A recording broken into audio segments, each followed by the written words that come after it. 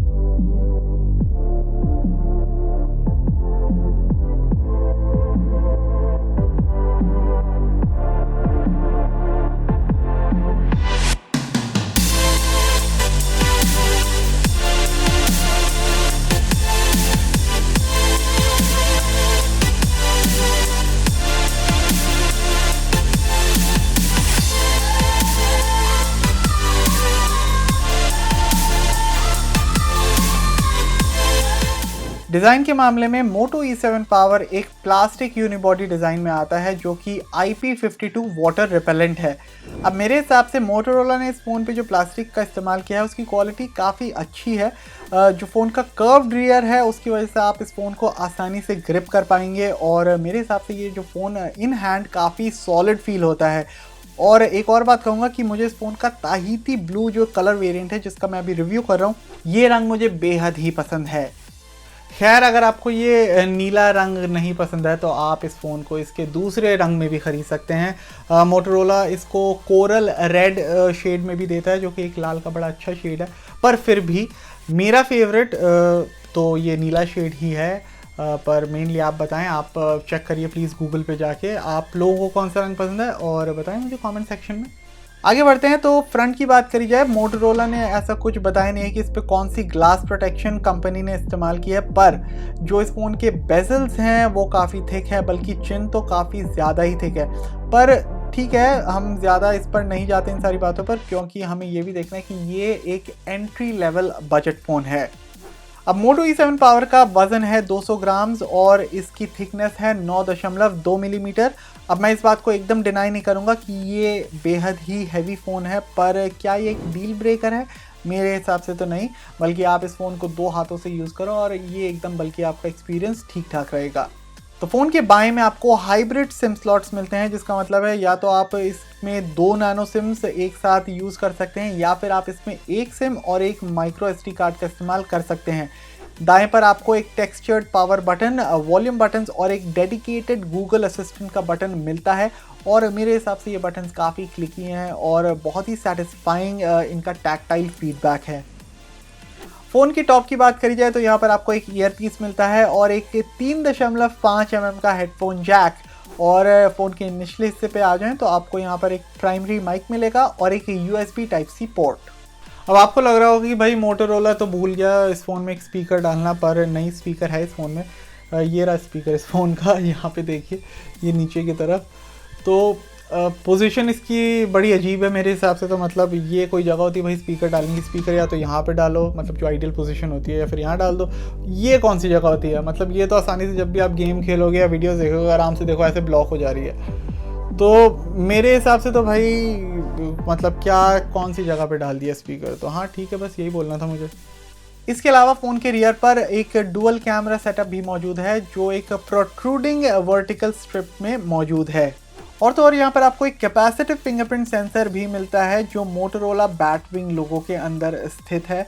और अगर आप मेरी राय पूछेंगे तो मैंने बहुत से in display fingerprint sensors use करे हैं और बहुत से फेस अनलॉक ऑथेंटिकेशन भी यूज़ करे हैं, पर मेरे हिसाब से एक कैपेसिटिव फिंगरप्रिंट सेंसर की जो फील है भाई उससे बेहतर कुछ हो ही नहीं सकता।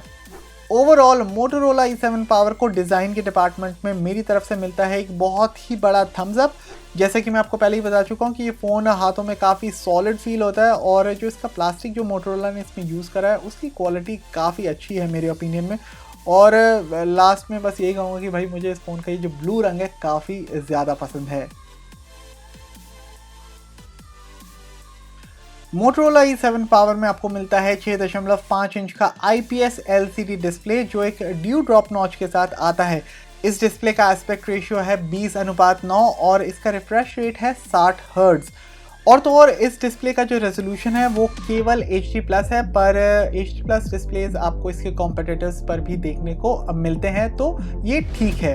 अब हाँ, इस बात को नज़रअंदाज नहीं कर सकते कि हाँ ये उतना क्रिस्प नहीं है ये डिस्प्ले, और हाँ आपको कुछ कुछ जगहों पर पिक्सेलेशन भी देखने को मिल जाएगा।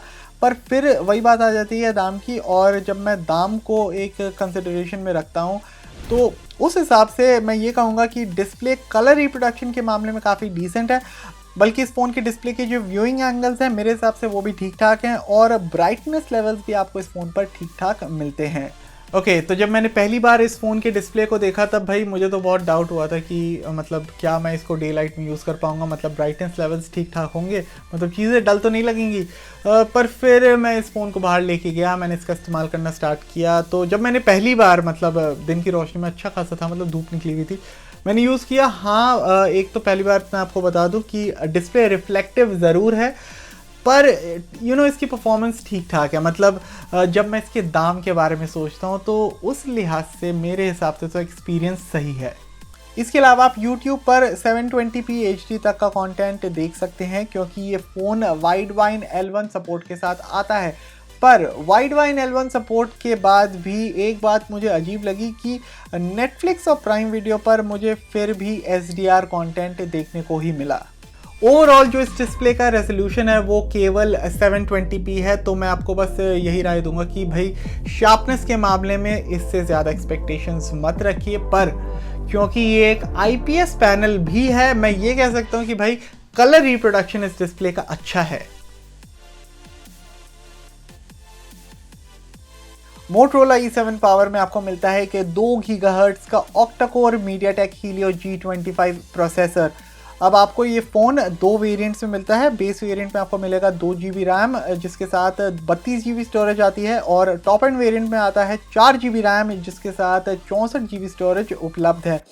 आप स्टोरेज को 1 TB तक एक्सपैंड भी कर सकते हैं माइक्रो SD कार्ड के द्वारा। सॉफ्टवेयर की बात करी जाए तो मोटोरोला के स्किन का नाम है MyUX और ये Android 10 पर बेस्ड है। निराशा की बात है कि आपको इस फ़ोन पर Android 11 नहीं मिलता, और एक और बात है कि ये फ़ोन Android One प्रोग्राम का हिस्सा भी नहीं है। तो मैं नहीं बता सकता कि भाई इस फ़ोन को लेटेस्ट सॉफ्टवेयर रिलीज़ कब मिलेगा। तो MyUX मेरे हिसाब से काफ़ी क्लीन और ब्लोटवेयर फ्री सॉफ्टवेयर एक्सपीरियंस आपको देता है। ये phone day to day task को आराम से हैंडल कर पाता है, चाहे आप टेक्सटिंग कर रहे हो या फिर ब्राउज़ कर रहे हो इंटरनेट पर, या फिर आप इंस्टाग्राम के फीड को चेक कर रहे हो।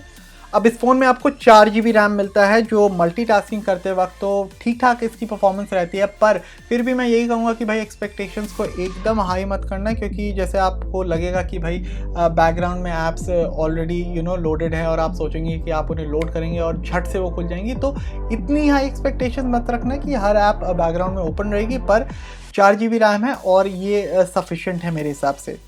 बाय द वे, अगर आप मैन्युअली चाहते हैं कि कोई ऐप बैकग्राउंड में ऑप्टिमाइज्ड रहे, रन करती रहे, तो आप परफॉर्मेंस ऑप्टिमाइजेशन मेन्यू में भी जा सकते हैं। ये सेटिंग्स में आपको मिल जाएगा और यहाँ से आप उन ऐप्स को सेलेक्ट कर सकते हैं जिन्हें आप चाहते हैं कि भाई बैकग्राउंड में वो रन करती रहें। इसके अलावा जो इस फ़ोन के ऐप ओपनिंग टाइम्स है वो भी मेरे हिसाब से एक्सेप्टेबल हैं। अब मोटो E7 Plus की तरह E7 पावर में आपको मोटोरोला ऐप प्री इंस्टॉल्ड नहीं मिलती, पर फिर भी इस फ़ोन में सिस्टम सेटिंग्स में अगर आप जाएंगे तो आपको बहुत सी यूज़फुल जेस्चर्स देखने को मिल जाएंगे, जैसे कि जो पॉपुलर कराटे चॉप मोटोरोला का जेस्चर है ना, जिससे टॉर्च जल जाती है, या फिर 3 फिंगर स्क्रीनशॉट भी यहाँ पर आपको मिल जाएगा। और सबसे मज़ेदार है कि भाई फिंगरप्रिंट पर आप स्वाइप करके नोटिफिकेशन शेड को एक्सेस कर सकते हैं। अब बात करते हैं इस फ़ोन के गेमिंग परफॉर्मेंस के बारे में। तो हाँ, ये फ़ोन कैजुअल गेम्स जैसे कि सबवे सर्फर्स या फिर जो मैं खेलता हूँ बहुत स्टिक क्रिकेट लाइव, इन सारी गेम्स को तो ये प्रोसेसर आराम से हैंडल कर पाता है। अब अच्छी बात तो ये है कि मैं इस फ़ोन पर कॉल ऑफ ड्यूटी मोबाइल को भी स्टेबल फ्रेम रेट्स पर खेल पाया, पर दिक्कत ही बात यह है कि भाई फ़ोन सिर्फ लो ग्राफिक्स क्वालिटी को ही सपोर्ट करता है। पर फिर भी एक पॉजिटिव बात मैं ये कहूँगा कि भाई मैंने एक्सपेक्ट नहीं करा था कि मैं एक बजट फ़ोन पर, एक इस जैसे एंट्री लेवल स्मार्टफोन पर कॉल ऑफ ड्यूटी मोबाइल को स्मूथली खेल पाऊँगा, और इस वजह से मैं तो भाई हक्का बक्का रह गया। एक और बात मैं ऐड करूंगा कि भाई जब भी मैं नॉर्मली कॉल ऑफ ड्यूटी खेलता हूं तो मैं एक बारी में 30 से 45 मिनट खेल लेता हूं, और वैसे ही मैंने इस फ़ोन पर भी ऐसी लंबे लंबे समय के लिए इस गेम को खेला। और मज़े की बात यह है कि भाई ये फ़ोन ओवर हीट नहीं करता, मतलब थोड़ा बहुत ये वार्म हो जाता है, पर अगर हम बात करें ओवर हीटिंग की तो ओवर हीटिंग की यहाँ पर कोई भी दिक्कत आपको इस फ़ोन पर नहीं मिलेगी। ऑडियो परफॉर्मेंस की तरफ अगर हम आएँ तो इस फ़ोन का जो सिंगल फायरिंग स्पीकर है उसका आउटपुट केवल सेटिस्फैक्ट्री है। प्लीज़ इस ऑडियो सैंपल को सुने। वो गिरती लटे बताती हमें कि वक्त हो गया है घर जाने का। वो लालच भरी बेजुबान नजरें बोलती थी कि मन में पर जाने का। टिमटिमाती थी शाम वो बड़ी राज बन जाती रातें थी मेरी। हाँ वो मुझे था। तो जैसे कि आप सुन सकते हैं कि ये स्पीकर मतलब बहुत लाउड तो हो जाता है, मतलब लाउड और क्लियर तो सुनाई देता है, पर दिक्कत की बात एक ही है, और मैं फिर से पॉइंट आउट करूंगा कि इसकी प्लेसमेंट के साथ मोटोरोला एक बेहतर काम कर सकता था। इसके अलावा इस फ़ोन पर हमें हेडफोन जैक मिलता है जो मेरे हिसाब से बहुत ही बढ़िया है। अब पर्सनली मैं तो वायर्ड हेडफोन्स ज़्यादा यूज़ करता नहीं, मतलब टेस्टिंग के दौरान जब फ़ोन्स को टेस्ट करता हूँ, रिव्यू करता हूँ, तब तो हाँ करता हूँ मैं वायर्ड हेडफोन्स का इस्तेमाल, पर उसके अलावा मैं तो ऑलमोस्ट वायरलेस हेडफोन्स की तरफ मूव ऑन कर चुका हूँ।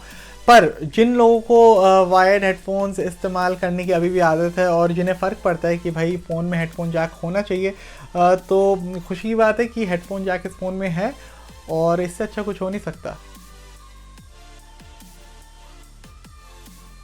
मोटोरोला E7 पावर में आपको मिलता है एक 5000 mAh की बड़ी बैटरी, जो कि बहुत ही शानदार बात है। पर जो बात शानदार नहीं है वो है कि भाई आपको इस फ़ोन में एक स्लो 10 वॉट का चार्जर मिलता है, जो कि भाई बहुत ही फ़ोन को बहुत ही स्लो चार्ज करता है। पर इसके अलावा अगर बैटरी लाइफ की बात करी जाए तो इस फ़ोन की बैटरी लाइफ बहुत ही दमदार है। मतलब अगर आप एक कैजुअल यूज़र हैं तो आप आराम से इस फ़ोन को 2 दिन यूज़ कर सकते हैं, मतलब मैं तो एग्जैजरेट भी नहीं कर रहा।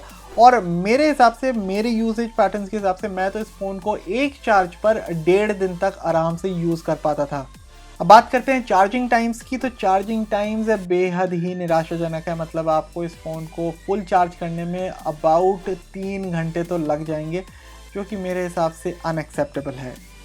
अब जो लोग नहीं जानते कि भाई मेरा डेली रूटीन क्या है, तो मैं बता दूं कि मैं अपने फ़ोन को कैसे इस्तेमाल करता हूं डेली रूटीन में। तो मैं माइक्रोसॉफ्ट टीम्स का बहुत इस्तेमाल करता हूं, क्योंकि अपने कॉलीग्स के साथ बात करते हैं, हम वीडियो कॉल करते हैं, उसी पे चलता है सब कुछ। इसके अलावा मैं टेलीग्राम और व्हाट्सएप भी बहुत इस्तेमाल करता हूँ अपने फ्रेंड्स के साथ बात करने के लिए। इसके अलावा कुछ 1.5 घंटे मैं दिन में यूट्यूब देख लेता हूँ, और मैं स्टिक क्रिकेट लाइव बहुत खेलता हूँ, और कॉल ऑफ ड्यूटी मोबाइल भी मुझे खेलना बहुत पसंद है, मतलब इसमें भी काफ़ी टाइम निकल जाता है। और इसके अलावा अगर मेरे पास कुछ टाइम बचता है तो भाई बचे कुछ टाइम में मैं ड्रैगन बॉल देखना पसंद करता हूँ।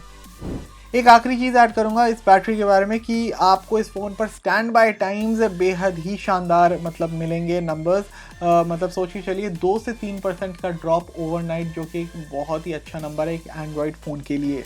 कनेक्टिविटी की बात करी जाए तो इस फ़ोन में ब्लूटूथ 5.0 का सपोर्ट है और ये फ़ोन 2.4 गीगाहर्ट्ज़ बैंड्स को सपोर्ट करता है वाईफाई के लिए। मतलब 5 गीगाहर्ट्ज़ बैंड्स का सपोर्ट इस फ़ोन पर आपको नहीं मिलता।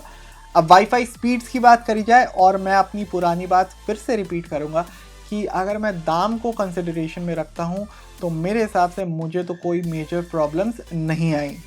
और फाइनली आते हैं नेटवर्क कनेक्टिविटी की तरफ। तो मैंने मोटोरोला E7 पावर को पूरे रिव्यू पीरियड के दौरान जियो 4G नेटवर्क पर यूज़ करा, और मैं फिर से एक ही बात कहूँगा कि मुझे इसके साथ कोई भी मेजर कंप्लेंट्स नहीं रहीं। मोटोरोला E7 पावर में एक डुअल रियर कैमरा सेटअप मिलता है, जिसका प्राइमरी कैमरा है 13 मेगापिक्सल का f2.0 अपर्चर के साथ, और इसमें आपको फेस डिटेक्ट ऑटो फोकस भी मिल जाएगा।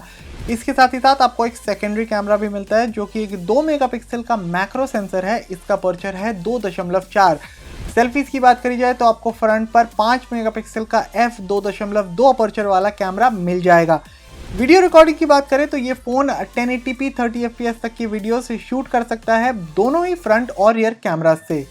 तो दिन के दौरान जो मैंने फ़ोटोज़ क्लिक करी उनमें मुझे खूब सारा डिटेल्स और शार्पनेस देखने को मिला, बल्कि कलर रिप्रोडक्शन में ये कहूँगा कि थोड़ा सा वार्मर टोन रहते हैं इन फ़ोटोज़ में, पर ओवरऑल आप डिसेंट रिजल्ट्स डे लाइट में एक्सपेक्ट कर सकते हैं। सेम बात मैं इंडोर्स फ़ोटो के लिए भी कहूँगा कि डिटेल और शार्पनेस तो भाई बैंग ऑन रहते हैं, पर ओवरऑल जो कलर टेम्परेचर था फ़ोटोज़ में वो वार्मर साइड पे रहता है।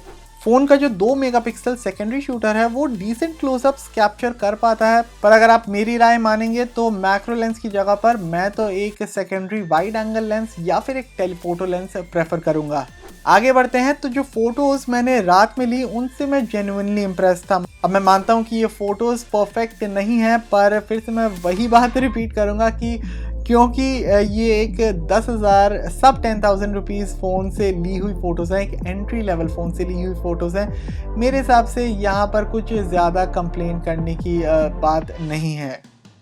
बात करते हैं सेल्फीज़ के बारे में तो फ़ोन का 5 मेगापिक्सल डिटेल फ़ोटोज़ क्लिक कर पाता है डे लाइट में, पर जैसे आप पोर्ट्रेट मोड में फ़ोटोज़ खींचते हैं आपको पता लगेगा कि भाई ये कैमरा हाइलाइट्स के साथ काफ़ी स्ट्रगल करता है।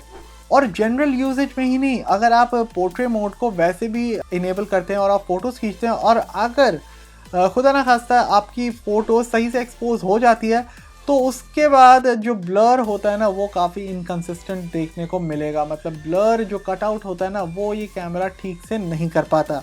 मेरे हिसाब से आप इस फ़ोन पर नॉर्मल ही सेल्फीज़ क्लिक करिए बिना पोर्ट्रेट मोड के, उसमें आपको आउटपुट ठीक ठाक मिलेगा और ओवरऑल ये एक एंट्री लेवल स्मार्टफोन के लिए अच्छी फ़ोटोज़ क्लिक कर पाता है। फाइनली अब आ जाते हैं हम वीडियो रिकॉर्डिंग पे। तो यहाँ पर मैं ज़्यादा कुछ नहीं कहूँगा क्योंकि जैसे कि आप इस वीडियो सैंपल को देख पा रहे हैं ये बिल्कुल ही स्टेबलाइज्ड नहीं है और ये दिख रहा है, पर कौन सा फ़ोन, कौन सा कॉम्पिटिटर फ़ोन बेसिकली इस दाम पर आपको स्टेबलाइजेशन ऑफ़र करता है इस प्राइस रेंज में, तो वो भी बात है।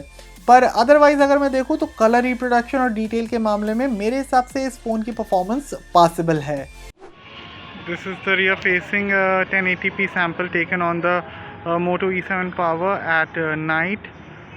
So let me know in the comments what do you think about the stabilization, the picture quality, and what do you think about the audio as well. Let me know.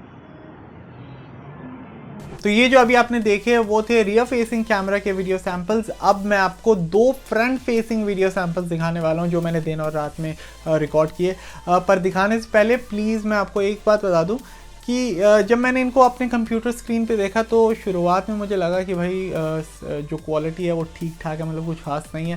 पर क्योंकि ये एक सब 10,000 रुपीज़ का phone है, मतलब इसके budget को भी ध्यान रखते हुए जब आप सारी ओवरऑल चीज़ों को देखते हैं तो मेरे हिसाब से दाम को ध्यान में रखते हुए इसके जो वीडियो रिकॉर्डिंग की जो परफॉर्मेंस है मेरे हिसाब से ठीक ठाक है। ओवरऑल आउटपुट सेटिस्फैक्ट्री है, मतलब इतनी कुछ ख़राब नहीं है। पर फिर भी आप लोग मेन जज हो, आप लोग मुझे बताओ कि आप लोगों का क्या मानना है। और इसके अलावा एक और बात मैं आपको बता दूं कि हाँ जी, ऑडियो के बारे में अगर आप मुझे बोलोगे कि इसका ऑडियो एकदम ख़राब है, तो हाँ जी, ऑडियो तो मानता हूँ मैं, ऑडियो में कुछ भी ख़ास नहीं है इसके। पर उसके अलावा फिर भी आप देखो और बताओ ओवरऑल क्वालिटी आपको कैसी लगी, मुझे बताएं कमेंट्स में। Front facing video sample being recorded on the Motorola E7 Power. So this is how the picture quality looks like, and this is how when I pan around the camera. What do you think about the stabilization? I know. What do you think about the quality? As far as I can say right now that on the phone screen the quality does look decent, but I'll have to reserve my judgment until I see this on the computer screen. But you guys can tell me in the comments what do you think about the stabilization, the color reproduction, the overall quality, and yeah, especially the audio. How does the audio sound right now? तो Motorola E7 power को मैं एक best phone का दर्जा तो नहीं दूंगा, but definitely ये कह सकता हूँ कि ये बजट में one of the best phones ज़रूर है। मतलब अगर आप इसके स्लो चार्जिंग टाइम्स को इग्नोर कर पाएँ तो उसके अलावा आपको यहाँ पर बहुत सारी अच्छी चीज़ें मिल रही हैं। जैसे कि अगर आप देखें इस फ़ोन की बैटरी लाइफ काफ़ी दमदार है। इस फ़ोन पर आपको जो डिस्प्ले मिलता है, एक सेकेंड, जो डिस्प्ले मिलता है काफ़ी डिसेंट है। बिल्ड क्वालिटी भी इस फ़ोन की काफ़ी अच्छी है। मतलब जो प्लास्टिक इन्होंने यूज़ करा मैं ऑलरेडी बता चुका हूँ, बहुत अच्छा लगा मुझे और सॉलिड फील होता है ये हाथ में। और इसके अलावा इस फ़ोन में आपको ब्लोटवेयर फ्री सॉफ्टवेयर भी मिलता है। तो इस बजट के आसपास अगर देखा जाए तो और भी काफ़ी ऑप्शंस उपलब्ध हैं, जैसे कि Redmi 9i है, Poco C3 है, Realme C3 है। और बिना किसी दो राय के कि भाई ये फ़ोन्स भी काफ़ी अच्छे हैं, पर अगर मुझे एक चॉइस मिलती कि भाई अमन जाओ मार्केट में और एक बजट स्मार्टफोन खरीदो, तो मेरी चॉइस होगी Motorola E7 पावर। और उसके रीजंस काफ़ी सिंपल हैं, दो रीजंस है, स्टॉक एंड्रॉयड और दमदार बैटरी लाइफ। तो ये था मेरा रिव्यू Motorola E7 पावर का। अगर आपको ये वीडियो पसंद आए तो प्लीज़ इसे लाइक करें और इसे दूसरों के साथ ज़्यादा से ज़्यादा शेयर करें। और तो और अगर आपको हिंदी के जगत की तमाम टेक खबरों के बारे में जानकारी रखनी है तो प्लीज़ मिस्टर फ़ोन हिंदी के साथ जुड़े रहें। और वीडियो को इस पॉइंट तक देखने के लिए आप लोगों का तहे दिल से धन्यवाद। तो मिलते हैं अगली वीडियो में।